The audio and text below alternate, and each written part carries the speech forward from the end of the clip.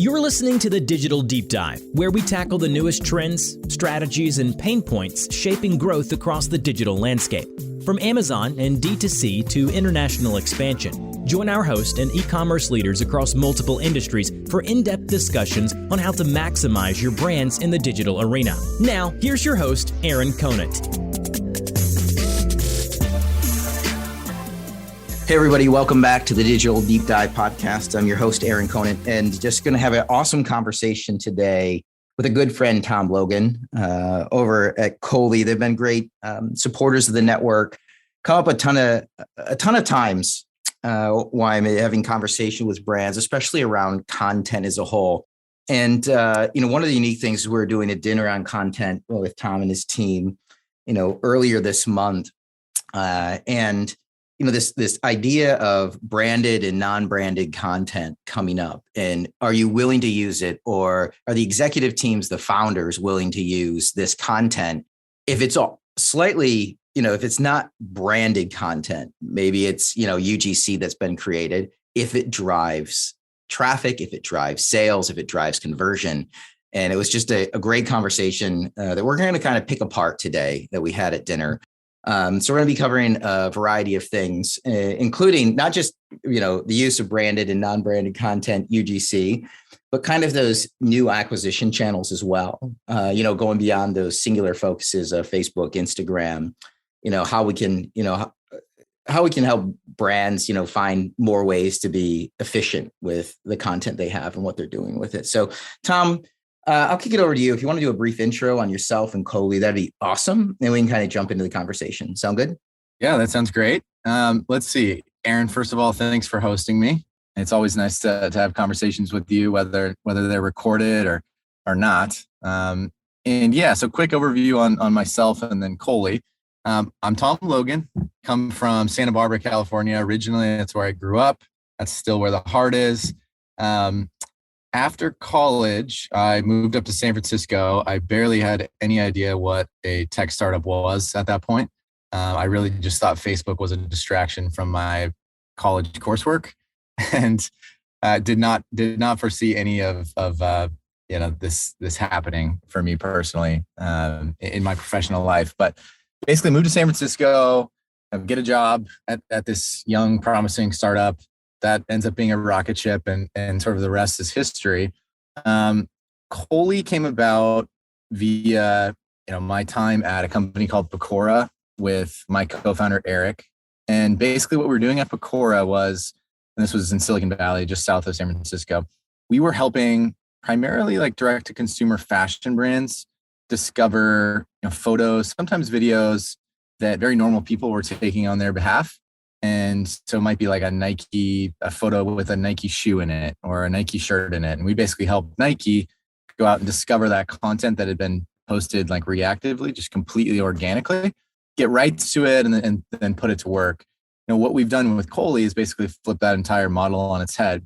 So knowing that content that's created externally can work by real people can really work in the sense that it builds connection between brand and consumer, can help add that like last little bit of pure validation or just understanding of what the product will look like on me versus maybe a supermodel.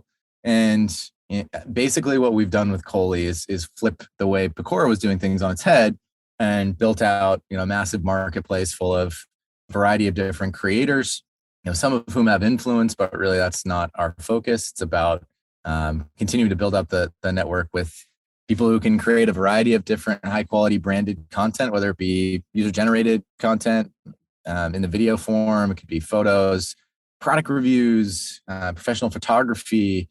So really we like to say that we can provide the widest breadth of assets, from a tech enabled standpoint than anyone. So that's what we do now. It's been about 6 years on this journey, just over 6 years on this journey. And we've been really fortunate to benefit from a lot of different tailwinds in our space, and have had a lot of fun within the meantime. We've up to about a team of 50 here now, primarily based here in New York, right here in the city. And it's every day is so unique beast. Yeah. So one of those tailwinds. So a couple of things you brought up. One of them was the tailwinds and this idea of content. So the rate at which, I'm talking to 25, 30 brands a week to stay on top of digital trends. And, this idea of content and the expense that it's requiring out of a budget now, is gone through the roof. It's content's being consumed faster than it's ever been consumed. There's this switch from, hey, I don't just need the professional stuff done for my, website and for the detail pages, but also UGC. And then, that gets into the branded and non-branded piece as well. I don't want to say off-brand because it's not necessarily off-brand. It's just what do you content that's created externally, right? Third-party content. Yeah, third-party content. Like, what are you seeing here? Because, brands need, right, more content than ever, and yet it's more expensive than it's ever been. Yeah. And then you have this pull between, hey, executive teams and owners and founders saying create more content. Yep. And to do that with, a lower expense means a lot of times getting UGC, getting third-party content. Would love to hear your thoughts there. Yeah, I mean, just like to take a quick historical perspective on this to set the table. If you think about the way that traditional means of generating content for brands has gone, really the way that it's historically been done is not at all set up for today's like digital world. It's almost a Mad Men world, right? Where it was a few people sitting around a conference room coming up with a one-to-many idea. You do a big old agency, video photo shoot, and then you might support the brand with photo shoots every quarter or so to introduce new products, to shoot, the new spring line, for example, whatever it might be. And brands, of course, release products on different schedules. But really, if we look at the traditional means of generating content, they're really optimally set up for TV and radio. And that's about it. Maybe print. So just, setting the table there, like things have changed a lot, right? And that's of course due to the internet, the way people buy products, the way they search for products, the way they discover new products. So if we look at the modern day content demands that an average direct to consumer brand faces, I mean, they are completely off the charts. So not only is it not a one-to-many type of message, it's very demographic specific. We are trying to really up our market penetration with millennials or Gen Z, whatever it is. There's always a new demographic that a brand is trying to sell into. That makes it really difficult. Then you have the rise of all of these different social channels, like not just Instagram, but TikTok, which is a completely different medium and is not at all set up for the sort of professionally produced content at all. It's really creator driven. That's what's authentic to the platform, and that's what performs for brands. And in those situations, I was just thinking in those situations too, like people sniff out. There's a lot of brands out there trying to create their own TikTok content right now, and that's sniffed out immediately, right? Immediately, if they just take content that's been successful on another channel, say Instagram, try to repurpose that on TikTok, 99 times out of 100, that's not going to work. And then even if it does work, the content fades so quickly on TikTok, particularly in a paid sense, that like that content monster is starving all the time, right? And also like this idea that you can predict what'll perform well on TikTok in particular, like it is just a complete fallacy. Like you just need to test a lot more content than even brands who lean heavily on testing as a core strategy have been accustomed to. You just need a lot of content. You'll start to learn what works over time on TikTok, and you can develop a formula from there. I'm not saying it's impossible, but it's gotta start with a big slice of humble pie, and understanding that developing a real sustainable brand new acquisition channel is not the easiest thing in the world. Is it detrimental to grab that B-roll content and put it out there, or is it just kind of a waste of time? By B-roll content, you mean what? Existing branded content? Yeah, existing branded stuff, maybe extra that you have from, YouTube or something like that. Behind the scenes or something like that. Yeah. I mean, you could certainly test it.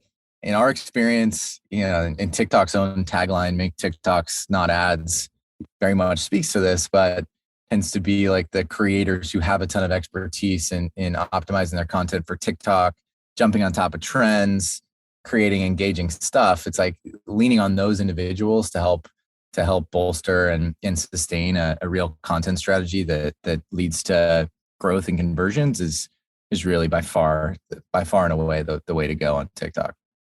So as long as we're on like TikTok, I'm thinking about new acquisition channels as a whole, and we've chatted about this before.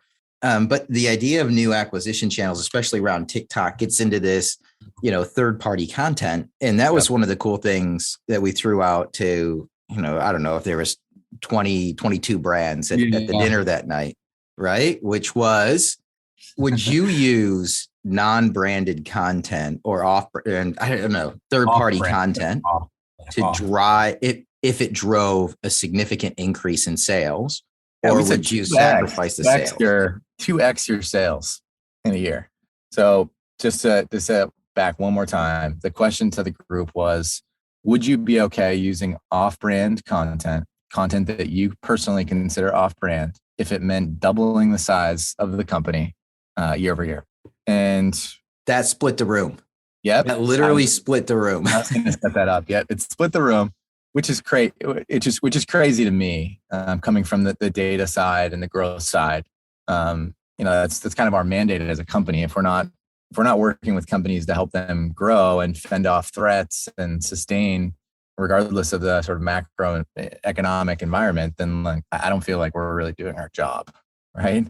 Our job is not to help create content that they really like or that marketers think is pretty or connects with the core brand ethos. I mean, sure, those things can play a role, but ultimately, we have a huge sign in our office that says data is greater than gut feel, data over gut feel. I think data has to be the North Star for the sort of go forward winning marketing teams. Like you can come to the table with your own opinions on what you think will perform, what you think is most on brand, what you think is most aesthetically pleasing, whatever. I really truly believe that as time continues to progress, it's going to be the brands that make decisions based on data and have that as their single source of truth, over anything else that's about like brand control.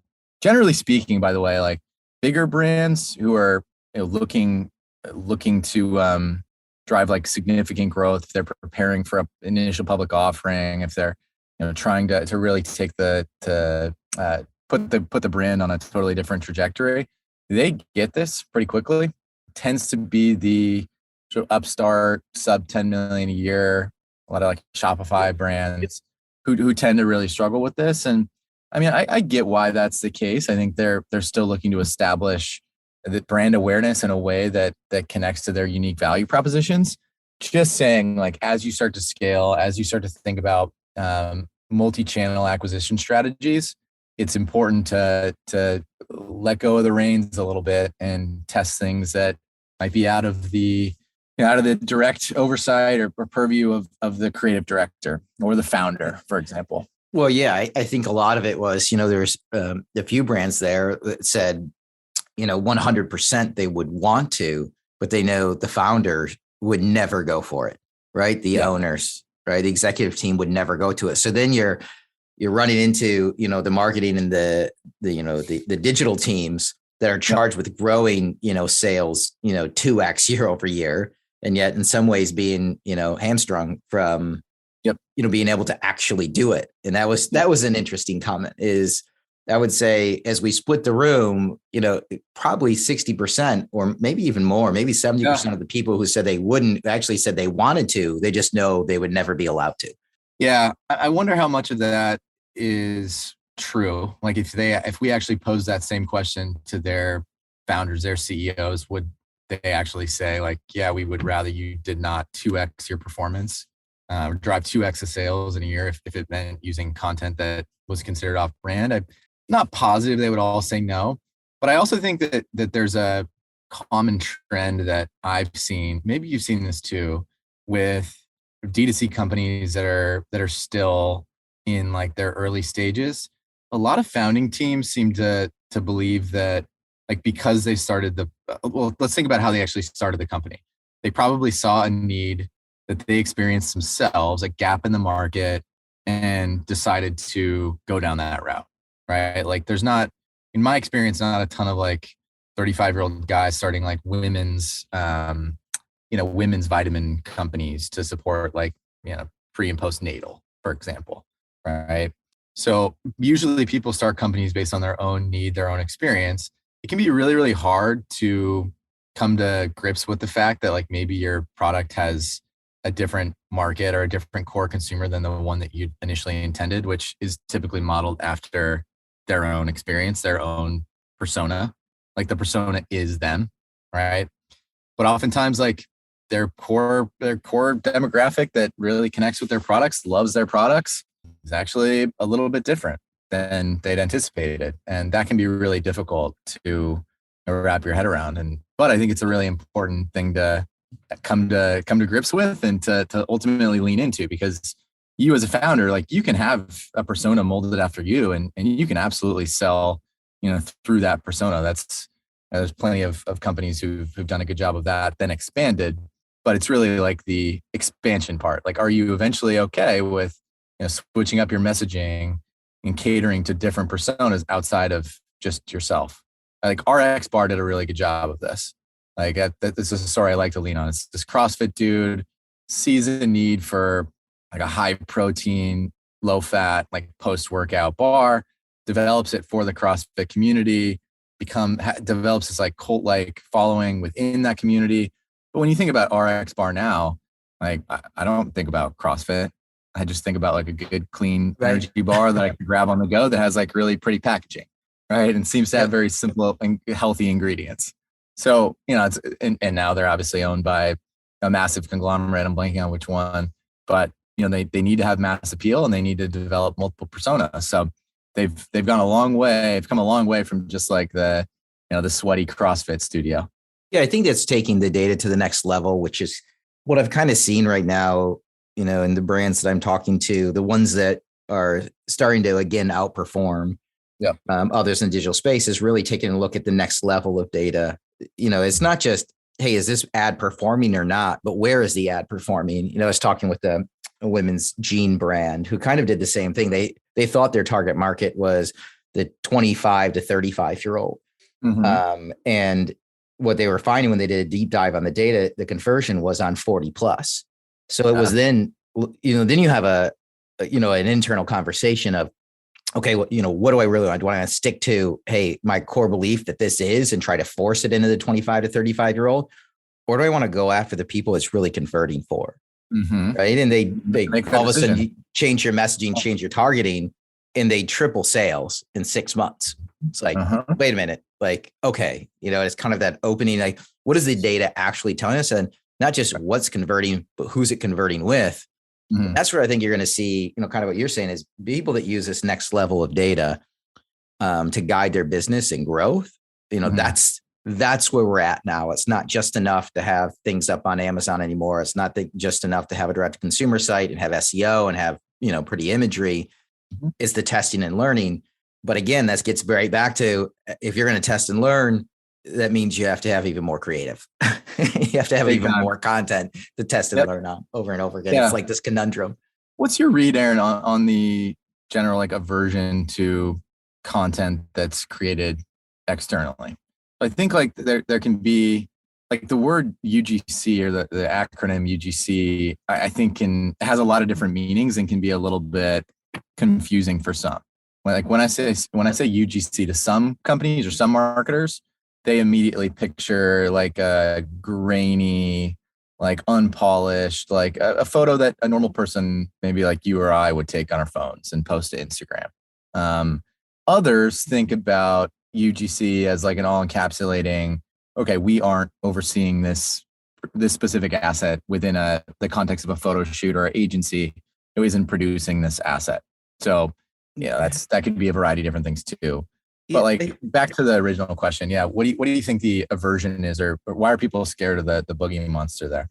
Yeah, I don't know. It's necessarily they're scared of it. The brands that I'm chatting with, I think they're scared of it. I think there's so many other things on their plate. They know when branded content, when it comes through with a creative brief and it's there, then it's good to go. It doesn't have to go through, corporate approval or anything like that. They know that it's come in and they can use it immediately. And UGC is this idea, and they're fighting so many other fights right now, right? So, third-party cookies going away, iOS 14.5, making, everything harder.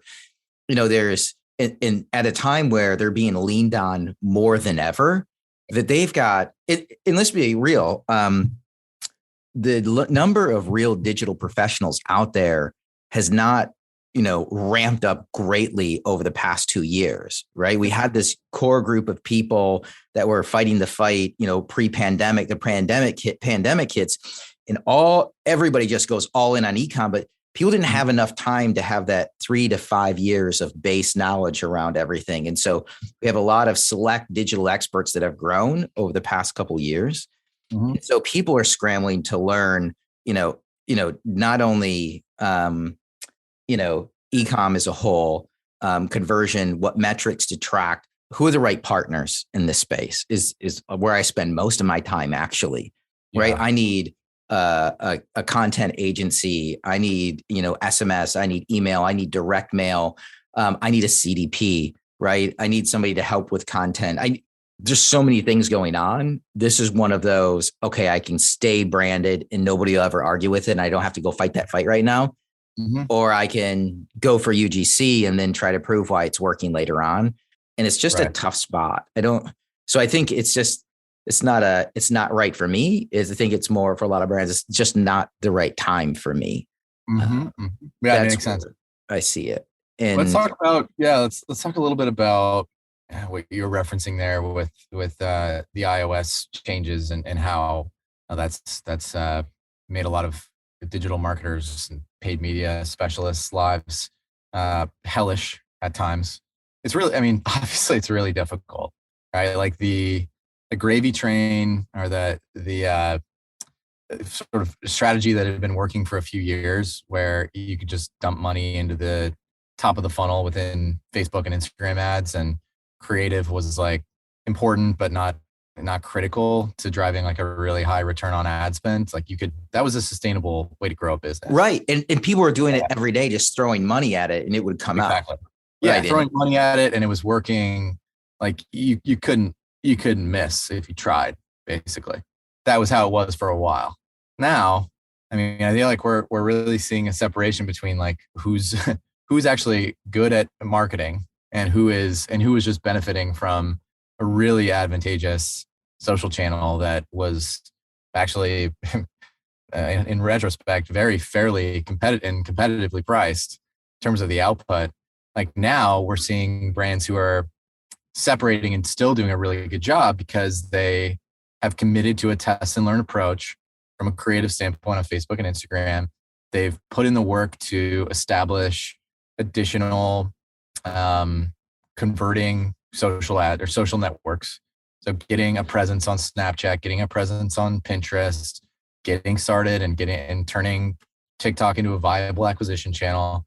They've committed to that, but they've also leaned into, more and more email optimization, make sure they're able to squeeze as much juice as possible out of that core acquisition channel. They've, like you said, dove head first into SMS and made that a great retention tool and a great acquisition tool.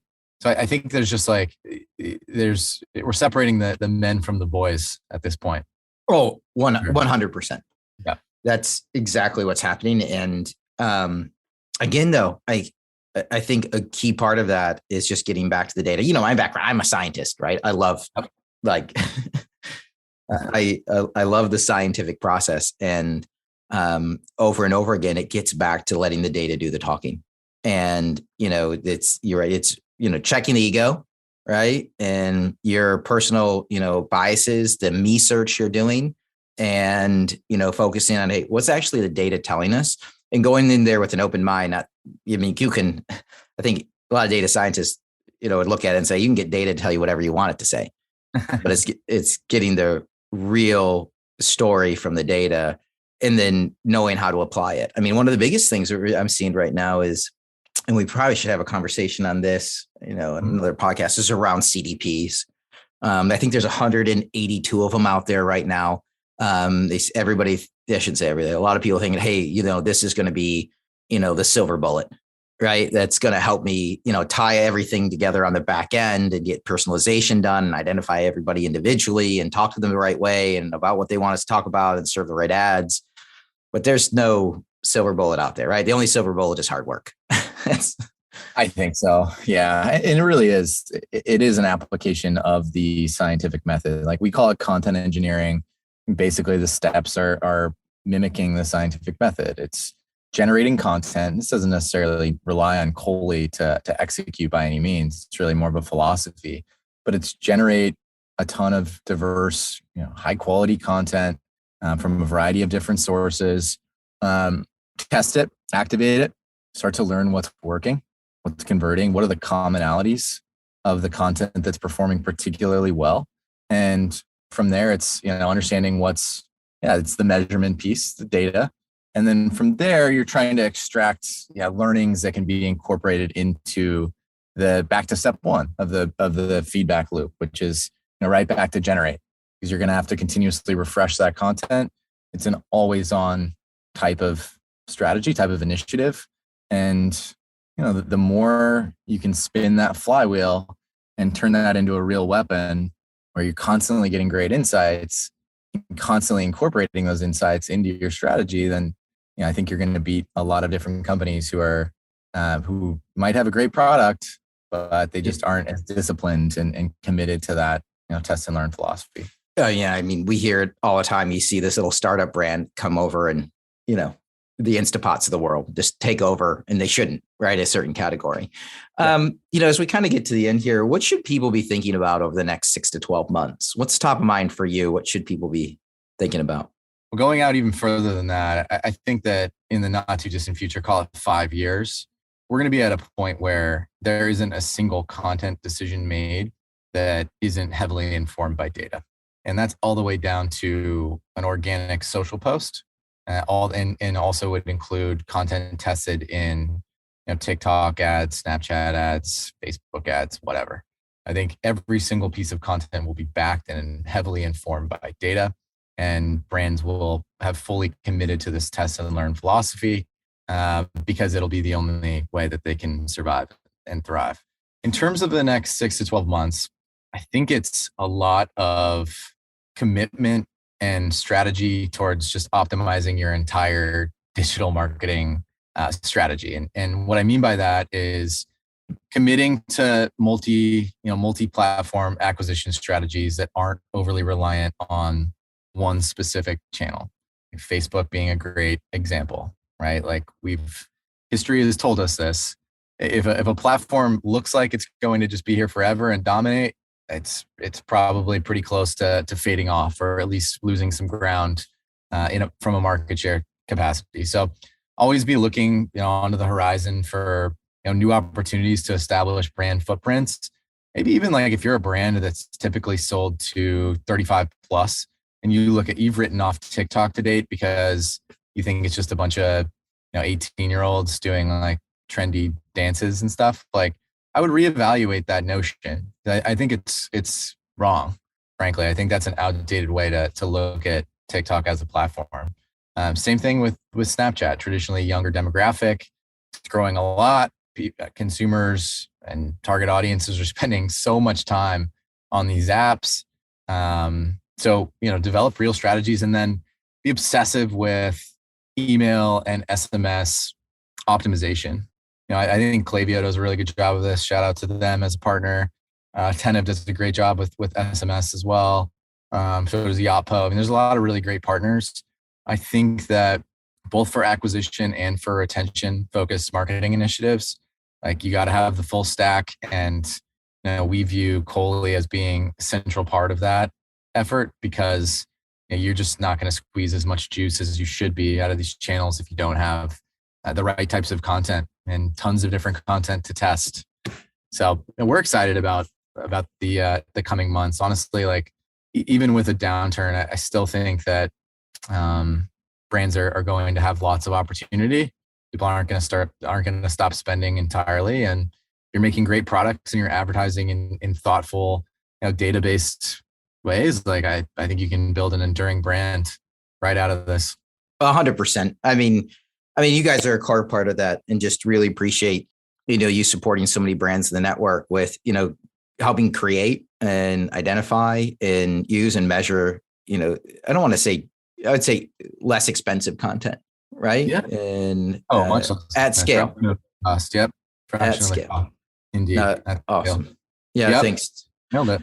And more than happy to connect anybody with Tom. Just Tom@Cohley.com.